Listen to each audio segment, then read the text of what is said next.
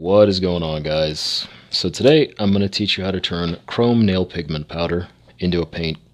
And what you're going to need is some clear urethane,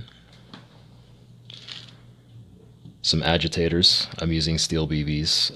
Ideally, you'd want glass balls, but I don't know where to buy those, so I use BBs, and those are fine. You're also going to need an empty jar. Ideally, you'd want one with measurements on it, but I don't have one, so we're going to make do today.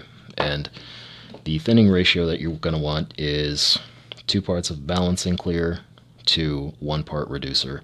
And just to save time, I already went ahead and measured that out, and I've got my agitators in there. So then I'm just going to use my funnel. This is just a photo folded in half. And let's use champagne. This is a really, really pretty color. If you see the clear plastic is supposed to give you an idea of what it's going to look like on a finished model, or nail, I guess, in this case. And I'm just going to put this in there and dump.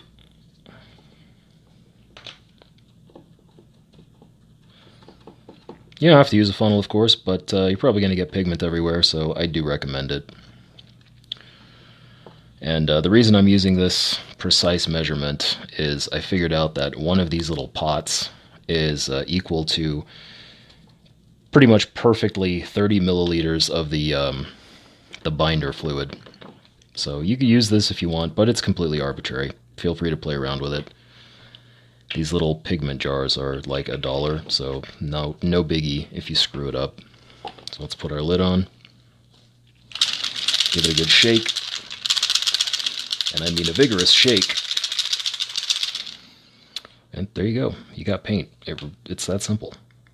Now this is pretty much ready to be airbrushed. You can further modify the color with clear dyes. I modified this with a couple of drops of aniline dye, also made by Createx. And the really interesting thing about a pigment paint is it does not look anything like it looks here. This paint produces this color. You may not believe that, but if you look at it, when I shift it, it goes all the way from blue to purple. It's just really, really subtle. And that's what I love about this paint. You can do all kinds of crazy flip effects like this, and the more layers you spray on, the more effects are going to be happening. You can concentrate darker pigment in a lower area and get a much more dramatic effect if that's what you're going for. But that's really it, guys. These pigments, like I said, these are like $1 on eBay. The shifter ones are like $1.25. They're a little bit more expensive, but you actually get the same amount in both of these jars, pots, whatever you want to call them.